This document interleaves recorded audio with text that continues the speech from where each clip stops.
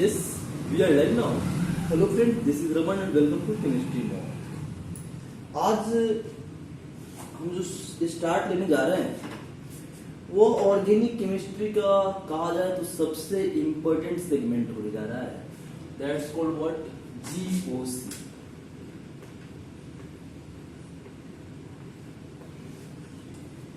क्या है GOC? This is called general organic chemistry.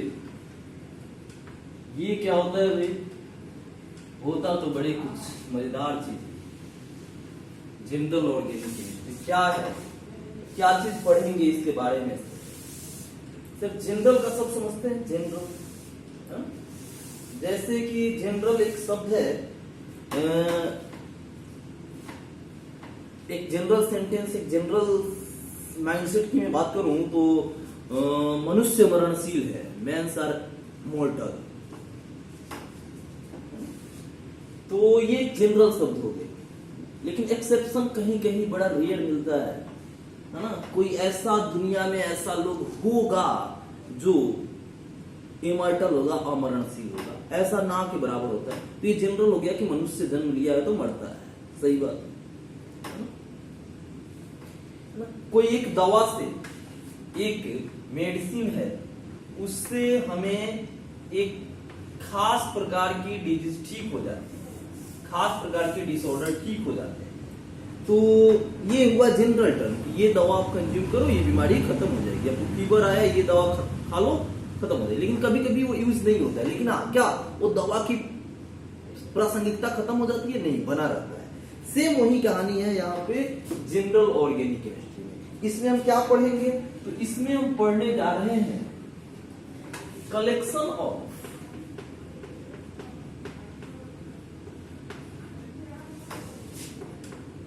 Ideas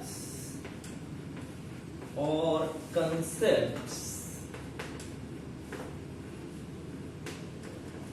which used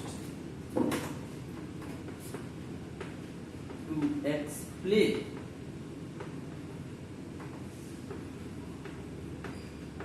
organic reaction and its mechanism. क्या बोल दिए इसे? बिल्कुल आप धैर्य रखेंगे, हर कुछ समझेंगे, हर कुछ समझेंगे और बड़े इत्मीनान से समझेंगे. क्या लिखा गया कि ये कलेक्शन है, किसका समूह है? तो ये एक समूह है आइडियाज एंड कंसेप्ट का. ये क्या है भाई? आइडियाज है और कंसेप्ट है ना. इसमें कुछ हम बातें सीखेंगे, कुछ कंसेप्ट समझ बढ़ाएगा जो which used it to explain organic reaction and reactives mechanism. क्या कह रहा है? जो यूज होगा, किस चीज में यूज होगा भाई? ऑर्गेनिक रिएक्शंस को एक्सप्लेन करने में और उनके मैकेनिज्म को एक्सप्लेन करने में.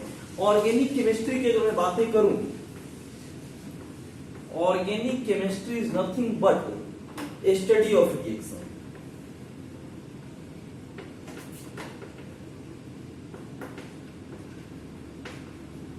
Organic chemistry is nothing but A study of reaction. Organic chemistry क्या है? तो ऑर्गेनिक केमिस्ट्री रिएक्शंस के स्टडी के सिवा दूसरा कुछ नहीं. हम पूरी ऑर्गेनिक केमिस्ट्री में सबसे ज्यादा जो चीजें सीखते हैं वो क्या सीखते हैं? रिएक्शंस कैसे हो रहा है, उसका प्रोडक्ट और उसके मैकेनिज्म को सीखते हैं. ये जीओसी जो है तो वही रिएक्शंस के बारे में नहीं पढ़ेंगे. रिएक्शंस के, किसी भी रिएक्शंस के होने के पीछे के लॉजिक को पढ़ेंगे कि कोई रिएक्शंस क्यों होगा. उन्हीं सारे बातों का समूह है ये जीओसी. तो जीओसी कोई चैप्टर है नहीं. ये दरअसल कई छोटे छोटे टेक्निक सीखेंगे जो रिएक्शंस को एक्सप्लेन करने में मदद करेगा. कई छोटे छोटे आइडियाज, कंसेप्ट्स डेवलप करेंगे जो रिएक्शंस को फर्दर समझने में हमें काफी हेल्प करने जा रहा है. ठीक है सर, मतलब कि हम समझ गए हैं कि जीओसी में क्या सीखेंगे सर? बहुत छोटी बहुत सारे, ढेर सारे कंसेप्ट सीखेंगे, है ना, जो हमें क्या करेगा? रिएक्शंस की समझ को बढ़ाएगा. ओके, ठीक है. ऑर्गेनिक केमिस्ट्री कुछ भी नहीं है सर, रिएक्शंस की स्टडी करना ही ऑर्गेनिक केमिस्ट्री है। तो आइसोमेरिज्म क्यों पढ़ा था हमने पिछला इतना दिनों तक, इस वो भी एक ऑर्गेनिक केमिस्ट्री में यूज होने वाला महत्वपूर्ण हिस्सा है। कंपाउंड को पहचानने की टेक्निक है आइसोमेरिज्म। ओके, कंपाउंड, दो कंपाउंड सेम है या डिफरेंट है, क्या कितने डिफरेंट है, इन सारी बातों का समझने का आइसोमेरिज्म, दो कंपाउंड के बीच का रिलेशन है आइसोमेरिज्म, तो हमने सीखा। और खास करके खास तीन कंसंट्रेटेड एरियाज के बारे में हम लोग काफी ज्यादा फोर्सफुली उसको स्टडी करते रहे। कैसे कंपाउंड जो जिनके मोलिकुलर फॉर्मूला सेम होते हैं लेकिन प्रॉपर्टीज डिफरेंट होते हैं, उन्हें आपस में एक दूसरे के आइसोमर कहे जाते हैं, और उसी प्रकार के कंपाउंड को हम पढ़ते रहे पूरे आइसोमेरिज्म में। अब बस जितना पढ़ना था हमने खूब पढ़ा और शानदार पढ़ा।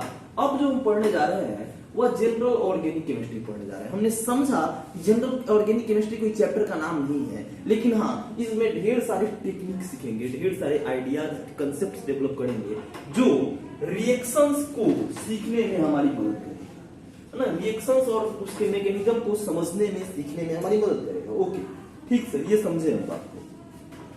तो हम इसमें क्या पढ़ने जा रहे हैं सर, कोई रिएक्शंस कैसे होता है उसके पीछे की लॉजिक डेवलप करेंगे।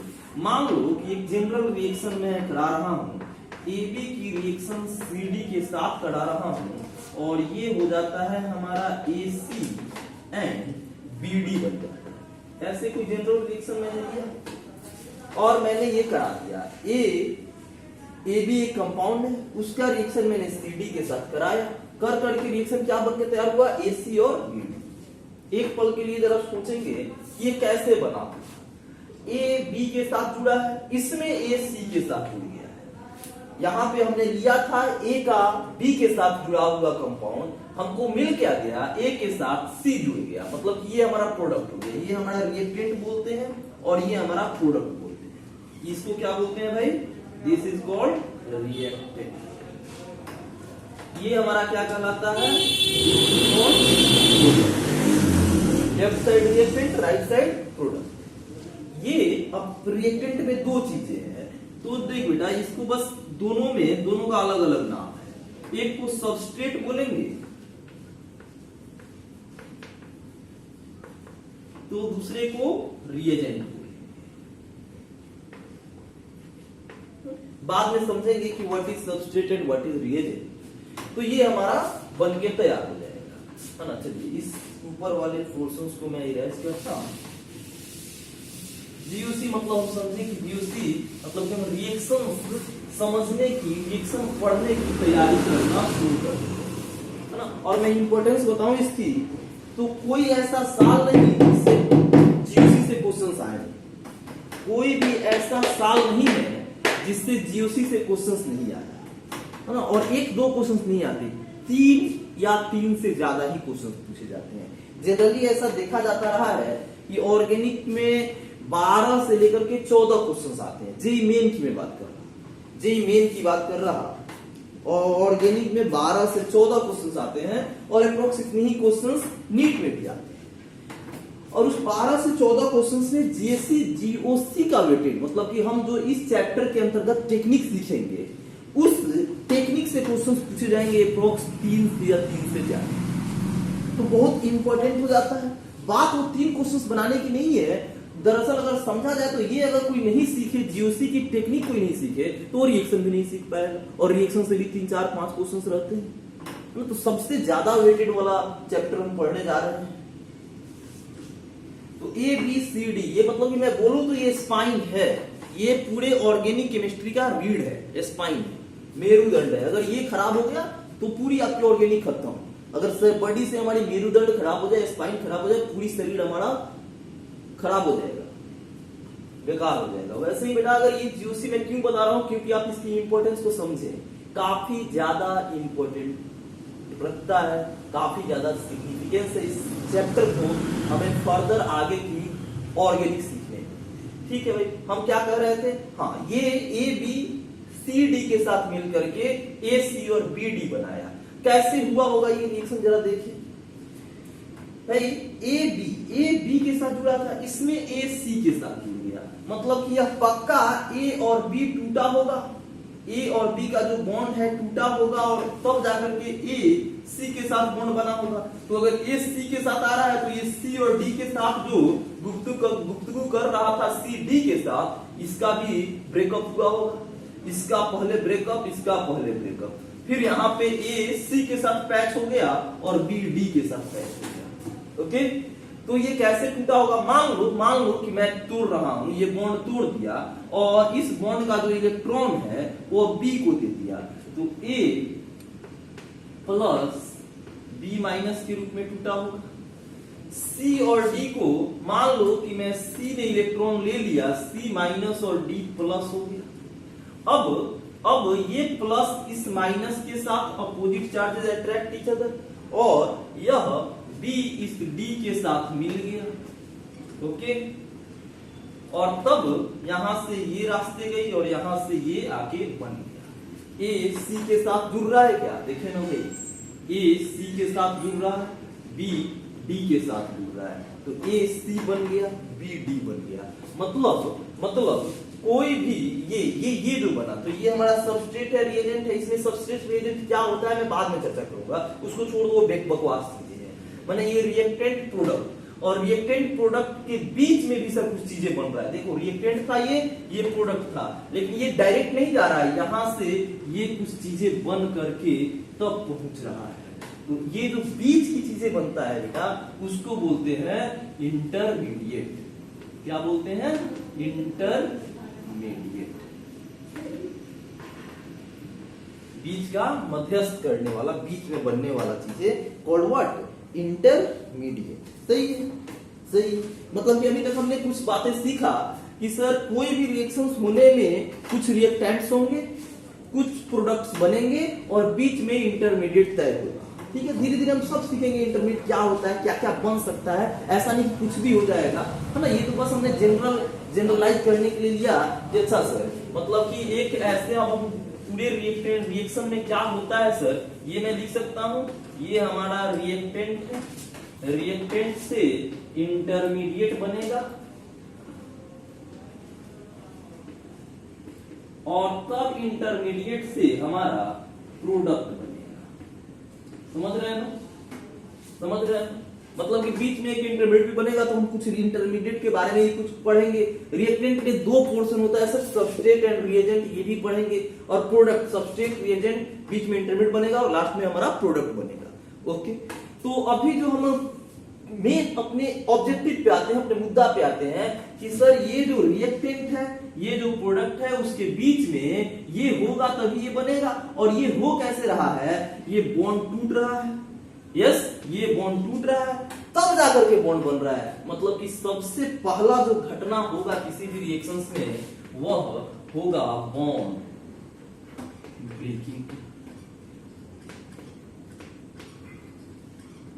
बॉन्ड ब्रेकिंग, तो आप हेडिंग करेंगे बॉन्ड ब्रेकिंग। बेशक ये बना लेंगे हम, ये बना लेंगे, ये डायग्राम बना लेंगे। और सबसे पहला जो हम इंपॉर्टेंट चीजें पढ़ने जा रहे हैं वो बॉन्ड ब्रेकिंग के बारे में जानने जा रहे हैं कि कैसे कैसे बॉन्ड ब्रेक हो सकता है, बॉन्ड ब्रेक होगा तो क्या क्या हो सकता है, ये सारी चीजें हम सीखेंगे। तो सबसे पहला जो हम चीजें जानने जा रहे हैं वो बॉन्ड ब्रेकिंग के बारे में जानने जा रहे हैं।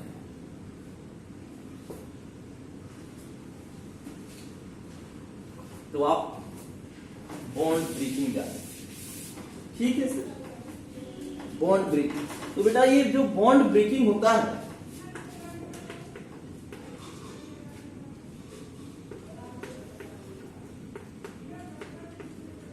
बॉन्ड ब्रेकिंग दो तरीके से हो सकता है।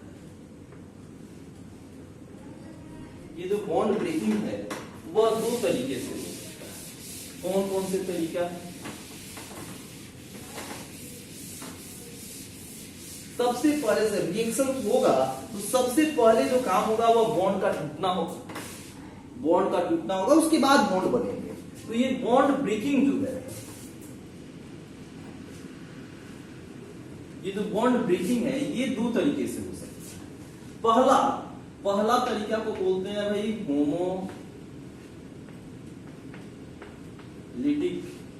और दूसरा को बोलते हैं हेट्रोलिटिक।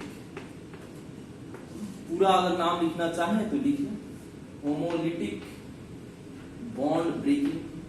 कहीं कहीं पे इसी बॉन्ड ब्रेकिंग को बेटा क्लीवेज भी लिखा रहता है, बस शब्द अलग है, सेंस वही है। क्लीवेज बोले तो टूट जाना, क्लीवेज बोले तो टूट जाना।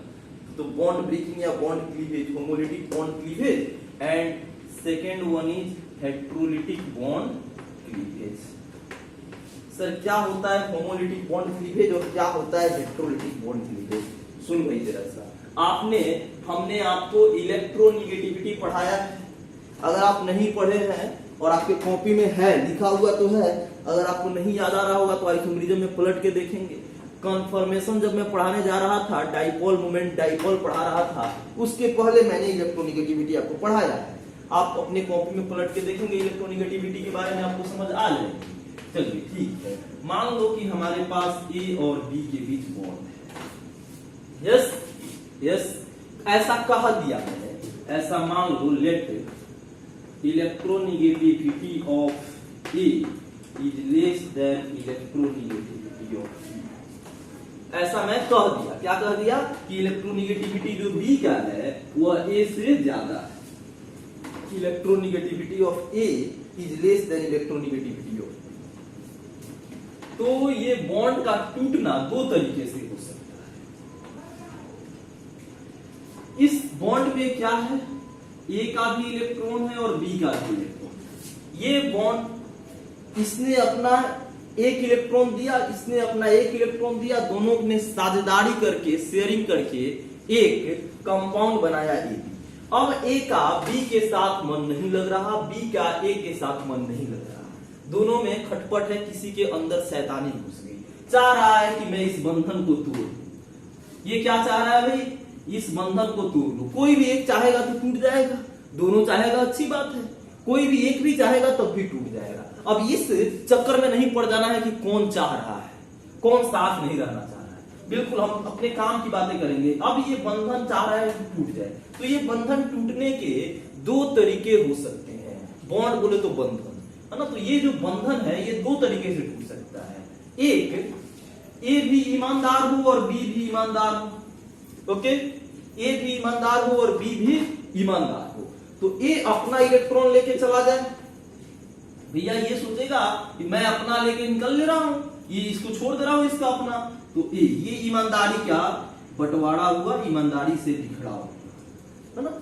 एक बंधन टूटता है कि बी ज्यादा इलेक्ट्रोनिगेटिव है। ये इलेक्ट्रोनिगेटिविटी बोलो तो इलेक्ट्रॉन से प्रेम, इलेक्ट्रॉन की भूख, मतलब कि बी को इलेक्ट्रॉन से ज्यादा प्रेम है, तो ये अपना तो लेके जाएगा ही जाएगा, ए का भी लेके चला जाएगा। मतलब कि बी के पास अपना तो एक है नहीं, बी के ए का भी लेके आ गया, और ये और इसके पास कोई इलेक्ट्रॉन, अब ये जो बॉन्ड में लगाया था वह इलेक्ट्रॉन इसके पास वापस नहीं आया। तो होगा क्या, ऐसा देखिए हमारे समाज में, बिल्कुल केमिस्ट्री की दुनिया, हमारे समाज जैसा हौच पौच नहीं है केमिस्ट्री की दुनिया। हमारे समाज में जो चोर है ना वही ईमानदार कहलाना पसंद करता है, लेकिन यहाँ पर केमिस्ट्री की दुनिया में जो चोर है वह बिल्कुल चिल्ला चिल्ला के अपने माथे पे एक साइन बोर्ड लेके चलेगा कि भैया मैं चोर हूं। क्या चोर हूं, देख लिया, ये अपने माथे पे माइनस का साइन लेके चलेगा, और इसका किसी ने इलेक्ट्रॉन ले गया है तो ये अपने माथे पे प्लस की साइन लेके चलेगा कि बी बोले तो ये दोषी है, और ये पीड़ित है ना, ये विक्टिम है और ये दोषी है। इसका क्या मतलब हुआ भाई, ये बी का माइनस, बी पर किसी भी एटम पे अगर निगेटिव चार्ज है तो बस आप इतना समझेंगे कि यह एटम किसी के साथ पहले बॉन्ड बनाया था, अब उस बॉन्ड के इलेक्ट्रॉन अपना तो लेके आया ही आया है, जिसके साथ बॉन्ड बनाया था उसका भी इलेक्ट्रॉन लेकर के आ गया है। ओके, तो ये बी पे माइनस आ गया, एक इसका अपना है इलेक्ट्रॉन और दूसरा इसका दूसरे वाले का है, ए वाले का है, और ये क्या हुआ, ए का एक इलेक्ट्रॉन का लॉस हो गया, तो ये ए प्लस बी माइनस, और ये क्या, नहीं भैया दोनों ईमानदार है, नहीं मैं नहीं लूंगा, ए बोल रहा है कि नहीं मैं बी का नहीं लूंगा, बी बोल रहा है मैं नहीं ए का नहीं लूंगा, तो ये ऐसे टूट गया। ऐसे टूटने वालों को ही बेटा बोलते हैं होमोलिटिक। होमोलिटिक बोले तो ईमानदारी का बंटवारा। हमने तुम्हारे साथ बिजनेस किया, अब हमारी मन नहीं लग रही, भैया तुम अपनी ले लो, मुझे मेरा दे दो, निकल लो, दैट इज कॉल्ड ईमानदार, है ना, ऑनेस्टी से बंटवारा। ये ए और बी। दूसरा तरीका ये हो सकता है कि ए और बी में जो ताकतवर है, जो मोर इलेक्ट्रोनेगेटिव है, वो इलेक्ट्रॉन खींच ले अपनी तरफ, मतलब होमो हेट्रो, ये हुआ हमारा हेट्रोलिटिक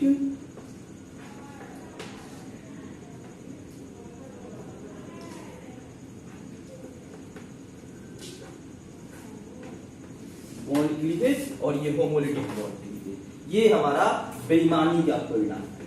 अगर बेईमानी होगा मन में तो ऐसा रिजल्ट दिखेगा, अगर ईमानदारी होगा मन में तो ऐसा रिजल्ट दिखेगा। ओके, मतलब कि ये और ईमानदार और बेईमान लोग कैसे होते हैं, सराउंडिंग तय करता है। सराउंडिंग तय करता है कि कैसे लोग हैं, ईमानदार हैं या बेईमान हैं। तो सराउंडिंग ही तय करेगा कि ईमानदार है या बेईमान है। तो चलिए अब हम धीरे धीरे पढ़ते हैं। आप बिल्कुल ये लिखेंगे होमोलिटिक बॉन्ड क्लीवेज के बाद में ये एक बना लेंगे आप रफ टाइप की आइडियाज। एक हमारा रफ आइडिया हो गया। तो देखेंगे थोड़ा सा। अब चलिए देख के लिखते हैं। ये हेट्रोलिटिक वाला में क्या हुआ है भाई, इसको चार्ज आता है ना बेटा, चार्ज डेवलप होता है तो उसको बोलते हैं आयन का बनना। तो इसमें हमारा आयन फॉर्मेशन होगा क्या, मतलब कि अगर हेट्रोलिटिकली बॉन्ड टूटेगा तो पक्की बात की आयन बनेगा, आयन बनेगा। बेटा मैंने अभी बताया कि ये उसका सराउंडिंग तय करेगा कि लोग ईमानदार हो या बेईमान हो, है ना। देखो एक ही है, कभी ईमानदारी कभी बेईमानी, मतलब कि सराउंडिंग परिवेश तय करेगा कि ईमानदारी से टूटेगा या बेईमानी से टूटेगा। मतलब कि ये कहां पे हो रहा है ये तय करेगा कि ये कैसे टूटेगा। तो आयन फॉर्मेशन ये जब भी होगा बेटा तो ये हमारा होगा पोलर सोल्वेंट। पोलर सोल्वेंट क्या होता है, पोलर सोल्वेंट, पोलर सोल्वेंट जिसमें डाइपोल मूवमेंट होता है, जिसमें पोलरिटी डेवलप होती है, जैसे H2 ROH HCOH CF3 CF3OH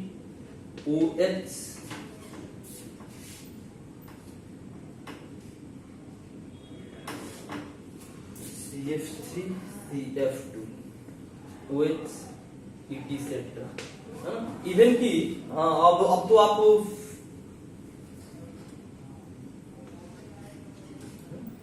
ये क्या है H2। अब H2 होता कैसे भाई, HOH। तो बेशक यहाँ पे डेल्टा माइनस आएगा, इस पे डेल्टा प्लस आएगा, इस पे फिर डेल्टा माइनस इस बॉन्ड का आएगा और इस पे डेल्टा प्लस आएगा। ओके, तो क्या हो गया, ये पोलर हो गया ना बेटा, पोलैरिटी है इसमें, पोलर हो गया ये। तो ये हमारा पोलर सोल्वेंट है।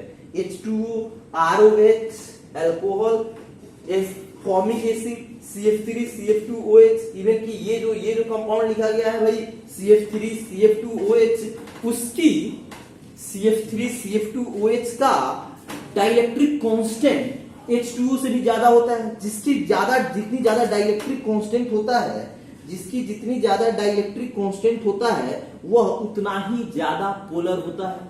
तो H2O की डाइलेक्ट्रिक कांस्टेंट बहुत प्रतिष्ठित होता है, बहुत अच्छा होता है। तो ये H2O बहुत बढ़िया पोलर होता है। H2O से भी ज्यादा डाइलेक्ट्रिक कांस्टेंट CF3 CF2OH का होता है। तो ये जो कंपाउंड है ये H2O से भी ज्यादा पोलर होता है। ठीक है सर, ठीक है। ये कैसे बनता है होमोलिटिक बॉन्ड क्लीवेज, कैसे बनता है सर? तो आप बच्चों मुझे बताओ ये होमोलिटिक कैसे बना है, ये होमोलिटिक कैसे बना है? तो ये बराबर के क्या आयन बना है क्या? इसमें आयन नहीं बना है, ये आयन नहीं बनने दिया है, ये आयन नहीं बनने दिया है। मतलब कि इसमें चार्ज दिखेगा, ये वाला हेट्रोलिटिक वाला में आयन फॉर्मेशन होगा, मतलब कि चार्ज स्पीसीज बनेंगे। और ये क्या होगा बेटा, ये देख चार्ज कब आता है, मैं किसी का ले लू ना तब मेरे पे चार्ज आएगा, और लेने का चार्ज है निगेटिव। मैं मेरा कोई दे, मैं किसी को दे दूं या मेरे से कोई छीन ले तब मेरे पे चार्ज आएगा पॉजिटिव। मतलब कि लॉस होगा या गेन होगा तभी चार्ज आएगा। अगर लॉस नहीं हो रहा है तो चार्ज नहीं आएगा। तो यहां पे बताओ भैया, ए का अपने पास आ गया, बी का इसके पास चला गया, बी के पास चला गया, तो किसी को लॉस हो रहा है क्या? किसी को भी लॉस नहीं हुआ, मतलब कि ये चार्ज है, न्यूट्रल है, नहीं सर चार्ज नहीं है। और दुनिया का हर वो कंपाउंड जो चार्ज नहीं होता है न्यूट्रल होता है, मतलब ये न्यूट्रल है। तो ये जो हमारा बॉन्ड होमोलिटिक बॉन्ड ब्रेकिंग से वन चीजें मिलेगा, वो न्यूट्रल मिलेगा, न्यूट्रल मिलेगा। और बेटा ये ए डॉट है, ये डॉट क्या बता रहा है, इलेक्ट्रॉन बता रहा है। ये बी डॉट है, ये बी डॉट क्या बता रहा है, एक डॉट इलेक्ट्रॉन बता रहा है। और इसको बेटा हम बोलते हैं फ्री रेडिकल, मतलब कि यहां से हमारा फ्री रेडिकल बनेगा, ये हमारा फ्री रेडिकल बनेगा। ओके, इसमें सबसे इंपॉर्टेंट है ना, मैंने बताया कि बॉन्ड कैसे टूटेंगे, होमोलिटिक टूटेंगे या हेट्रोलिटिक टूटेंगे, ये इस बात पे निर्भर करेगा कि सोसाइटी सराउंडिंग कैसा है। तो ये क्या मैंने सराउंडिंग कैसा बोले तो कैसे सोल्वेंट में हम यह चीजें करा रहे हैं, तो पोलर सोल्वेंट होगा तो हमेशा और हमेशा हेट्रोलिटिक बॉन्ड क्लीवेज को तवज्जो कराएगा, तवज्जो देगा, मतलब कि हम हेट्रोलिटिकली बॉन्ड टूटेंगे। अगर बेटा नॉन पोलर सोल्वेंट लेंगे, नॉन पोलर लेंगे, तो वह हमको होमोलिटिक बॉन्ड क्लीवेज कराएगा, या गैसियस फेज ले लें, या गैसियस फेज ले लें, तब ये हमारा होमोलिटिक क्लीवेज कराएगा।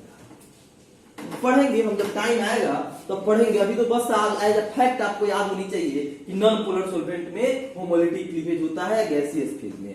हेट्रोलिटिक क्लीवेज कब होगा सर, पोलर सोल्वेंट में होगा। तो हम पढ़ेंगे कि नॉन पोलर सोल्वेंट कौन कौन से होते हैं। बेंजीन एक नॉन पोलर सोल्वेंट है ना, कीटोन एक नॉन पोलर सोल्वेंट, मतलब कि थोड़ा सा पोलरिटी उसमें आता है, बहुत सारे कंपाउंड है जो नॉन पोलर होते हैं ना। तो नो चार्ज मतलब कि इसमें न्यूट्रल होता है। ये न्यूट्रल का क्या मतलब होता है कि नो चार्ज, कोई चार्ज इसमें नहीं है, नो चार्ज, ना ही लॉस हुआ ना ही गेन हुआ, चार्ज है, चार्ज है मतलब कि लॉस गेन हुआ है ना। तो हेट्रोलिटिक बॉन्ड में लॉस गेन होता है, वो किसी को घाटा हो जाता है तो किसी को फायदे हो जाते हैं इलेक्ट्रॉन के, तो वहां पे चार्ज सेपरेशन हो जाता है हेट्रोलिटिक बॉन्ड क्लीवेज। तो आप दिमाग में फटाफट फिट करेंगे सर, बॉन्ड दो तरीके से टूट सकता है, बॉन्ड दो तरीके से टूट सकता है, ईमानदारी से टूटेगा भाई या बेईमानी से टूटेगा। ईमानदारी से टूटेगा भाई तो मैं उसको होमोलिटिक बॉन्ड क्लीवेज कहूंगा, अगर बेईमानी से टूटा भाई तो वह हेट्रोलिटिक बॉन्ड क्लीवेज होगा। बेईमानी से टूटेगा तो चार्ज दिखेगा, ईमानदारी से टूटेगा तो कोई चार्ज नहीं दिखेगा। चार्ज क्या है, घाव है, घाव। अगर शरीर में घाव होगा तो दिखेगा, दिखेगा। इलेक्ट्रॉन किसी का ले लूं तब भी घाव, इलेक्ट्रॉन कोई मेरा लेके चला जाए तब भी घाव। इलेक्ट्रॉन लेके जाएगा तो उस पे निगेटिव के रूप में घाव दिखाएंगे, इलेक्ट्रॉन का कोई लेके चला जाएगा उसमें पॉजिटिव के रूप में घाव दिखाएंगे। बोल भाई, क्लियर है, क्लियर है, ठीक है। अगर बेटा हेट्रोलिटिक बॉन्ड क्लीवेज होगा तो पक्का पोलर सोल्वेंट होगा हमारे पास, पक्का पोलर सोल्वेंट होगा। अगर हेट्रोलिटिक बॉन्ड क्लीवेज होगा तो पोलर सोल्वेंट होगा, मतलब कि कोई इलेक्ट्रॉन लेके चला जाएगा। अब बात आती है कौन इलेक्ट्रॉन लेके चला जाएगा। हेमोलिटिक बॉन्ड क्लीवेज होगा तो वह पक्का नॉन पोलर में होगा, कोई इलेक्ट्रॉन किसी का लेके नहीं जाएगा, अपना अपना लेके अलग होएंगे, अपना और अपना लेके अलग होएंगे। लेकिन जब हेट्रोलिटिक बॉन्ड क्लीवेज होगा तो कोई एक एटम बॉन्डेड इलेक्ट्रॉन के इलेक्ट्रॉन को लेके भागेगा। भैया कौन भागेगा, तो बात आती है कौन भागेगा, तो जिसकी इलेक्ट्रोनिगेटिविटी ज्यादा होती है वह भागता है। यहाँ पे हमने क्या मान के चला है कि बी की इलेक्ट्रोनिगेटिविटी ए से ज्यादा है। तो जब हेट्रोलिटिक बॉन्ड क्लीवेज हुआ, इसको पोलर सोल्वेंट में डाला मैंने, जब ये बॉन्ड ब्रेक हुआ, बॉन्ड क्लीवेज हुआ, तो कौन ने किसने इलेक्ट्रॉन लेकर के भागा, बी ने। क्यों, क्योंकि बी की इलेक्ट्रोनिगेटिविटी ज्यादा है। सर यहां पे क्या कहोगे, अगर है होमोलिटिक होगा तो क्या इसकी इलेक्ट्रोनिगेटिविटी, कॉमन सेंस बच्चा लगा देता है, साइंस में कॉमन सेंस नहीं लगाने का भाई।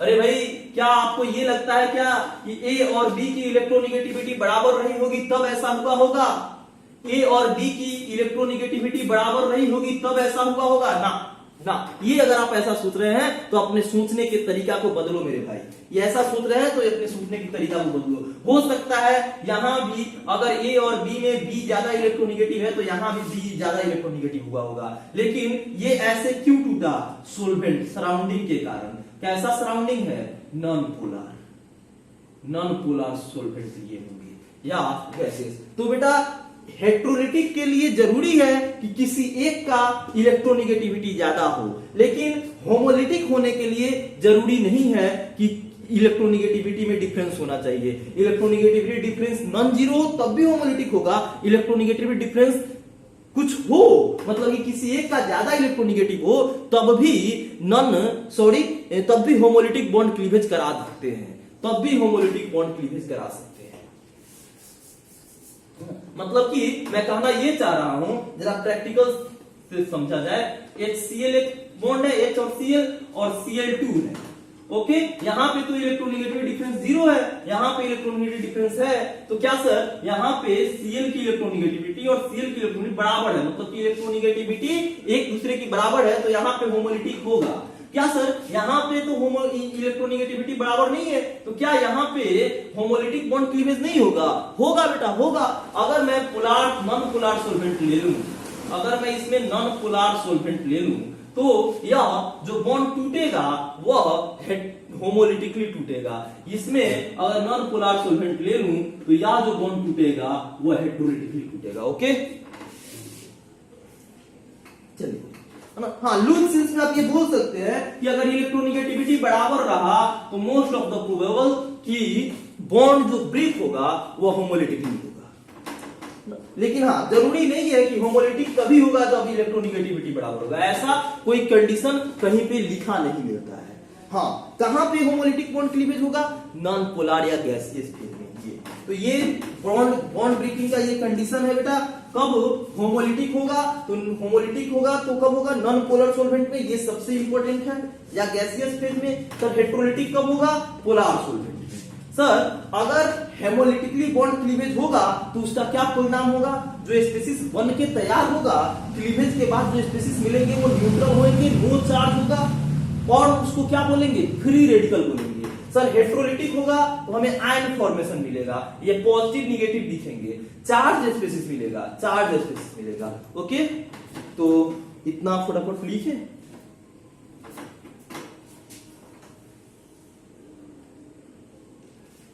तो जीओसी क्या है? देख रहे हैं ना हम, एक बॉन्ड स्टार्ट किए, रिएक्शन कैसे शुरू होता है। तो सबसे पहले हमें पता चला कि सर रिएक्शन तो तभी होगा जब बॉन्ड टूटेगा।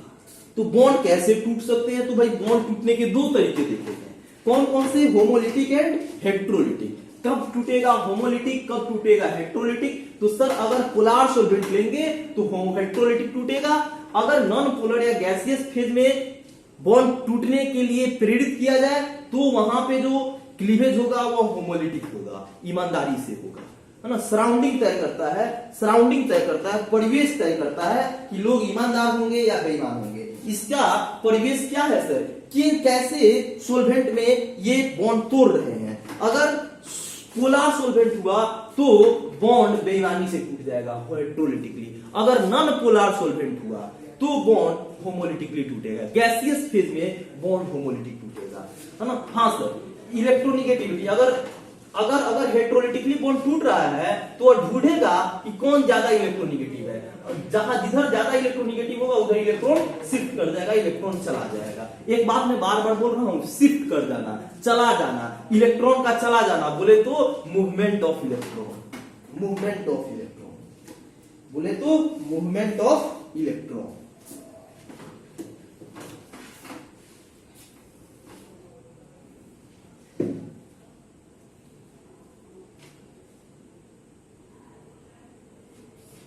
तो non polar solvent never form ion, non polar solvent never form ion. कभी नॉन पोलर सॉल्वेंट में आयन नहीं बनेगा, हमेशा फ्री रेडिकल बनेगा, न्यूट्रल स्पेसिस बनेंगे।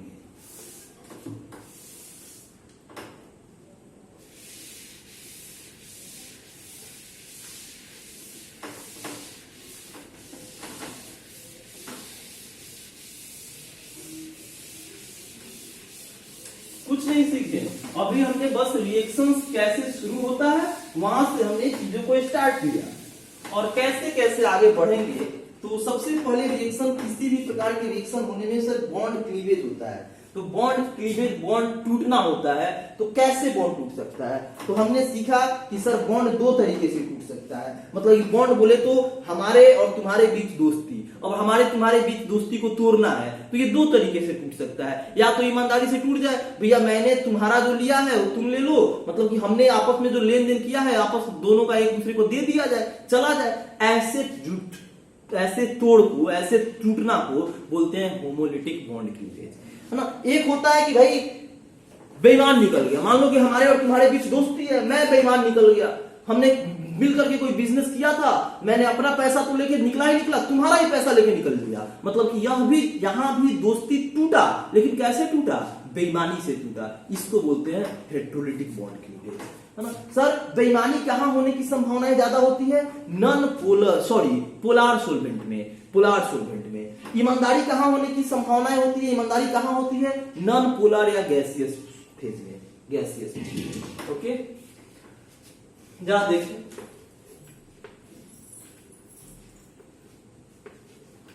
ये हमारा tertiary butyl chloride, tertiary butyl chloride है। मैं इसको एग्जांपल में लिखूं, इसको मैं हीट कर रहा हूं, हीट कर रहा हूं कहां पे, किस फेज में हीट कर रहा हूं बेटा? तो नॉन पोलर फेज में, नॉन पोलर या गैसियस। तो क्या बने? मैं एक टर्शियरी ब्यूटाइल लिया हूं, दूसरा मॉलिक्यूल, इसको हीट कर रहा हूं लेकिन पोलार सोल्वेंट। तो आप बताएंगे दोनों का क्या क्या बनेगा। सर नॉन पोलर सोल्वेंट क्या प्रेरित करेगा? नॉन पोलर, होमोलिटिकली टूटने के लिए। तो ये बेटा टर्शियरी ब्यूटाइल बनेगा, ये 4 टर्शियरी ब्यूटाइल। और ये जब नॉन पोलर गैसियस फेज में टूट रहा होगा, गैसियस फेज में टूट रहा होगा, तो ये कैसे टूटेगा भाई? होमोलिटिकली टूटेगा, मतलब कि एक इलेक्ट्रॉन Cl का Cl के पास, और ये यहां पर इस वाले पे, तो ये हमारा मर्सिडीज साइन के ऊपर बिंदी लग जाएगा, फ्री रेडिकल डॉट लग जाएगा यहां पर। फिर हीट करेंगे सर ये टूटेगा, लेकिन यहाँ पे क्या है? पोलर सोल्वेंट है। और आप जानते हैं this one is carbon and this one is Cl, और electronegativity of Cl is greater than electronegativity of carbon. तो बताओ भाई, बॉन्ड तो टूटेगा हेट्रोलिटिकली, लेकिन इलेक्ट्रॉन किधर की तरफ शिफ्ट हो जाएगा? Cl की तरफ शिफ्ट हो जाएगा। तो यहाँ भी एक मर्सिडीज का साइन बनेगा, लेकिन इस पे प्लस चार्ज आ जाएगा, क्योंकि इसका इलेक्ट्रॉन Cl लेकर के गायब हो जाएगा, तो Cl लेगा माइनस चार्ज।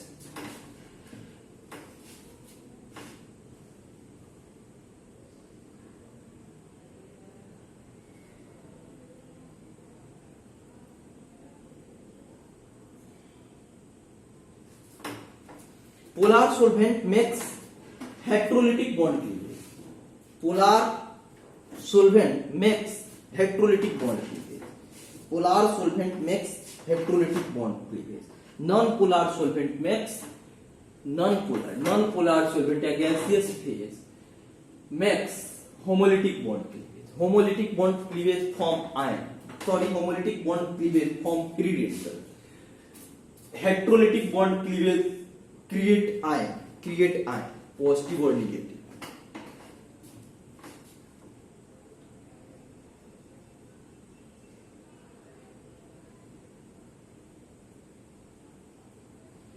एक क्वेश्चन है,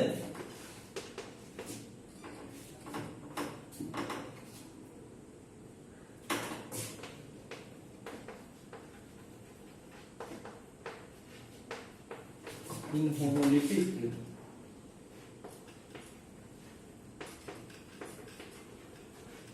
bond breaking, in homolytic bond breaking condition,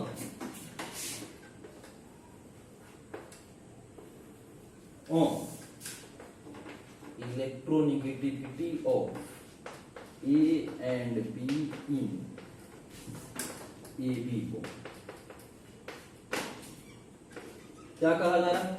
in homolytic bond cleavage, मतलब कि कहीं पे होमोलिटिक बॉन्ड क्लीवेज हो रहा है। कंडीशन ऑन इलेक्ट्रोनेगेटिविटी ऑफ ए और बी, ए और बी के इलेक्ट्रोनेगेटिविटी के बारे में क्या शर्त होनी चाहिए? कहां पे? ए बी बॉन्ड में। पहला,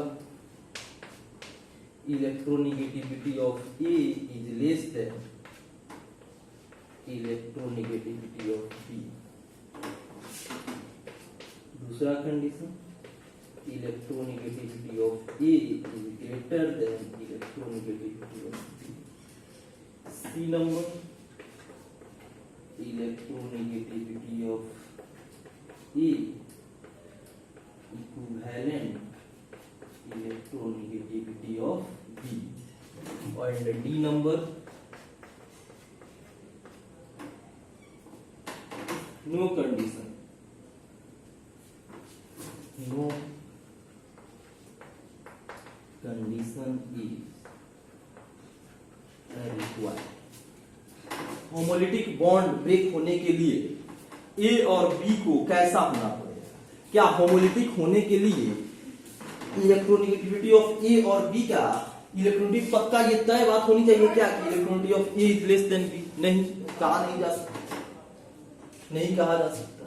ये बड़ा होने की कारण नहीं। मैंने बताया ना कि इलेक्ट्रोनेगेटिविटी को देख करके बॉन्ड नहीं टूटता है, हेटेरोलिटिक या होमोलिटिक। कंडीशन तय करता है कौन सा सराउंडिंग में हम कौन से सोल्वेंट के साथ हम बॉन्ड तोड़ रहे हैं वो तय करेगा। तो इलेक्ट्रोनेगेटिविटी का कोई रोल नहीं होता बॉन्ड कैसे टूटेगा ये तय करने में, मतलब कि नो कंडीशन, नो कंडीशन। बच्चे ये गलतफहमी पाल लेते हैं, बहुत लोगों को भी गलतफहमी रहता है कि अगर इलेक्ट्रोनेगेटिविटी डिफरेंसेस होगा तो वहां पे बॉन्ड हेटेरोलिटिकली टूटेगा, ये गलत बात है। तो ये आप लिखेंगे। अच्छा क्वेश्चन। हाँ, अगर हेटेरोलिटिक होगा तो जिधर ज्यादा इलेक्ट्रोनेगेटिव होगा उधर इलेक्ट्रॉन शिफ्ट हो जाएगा, बस।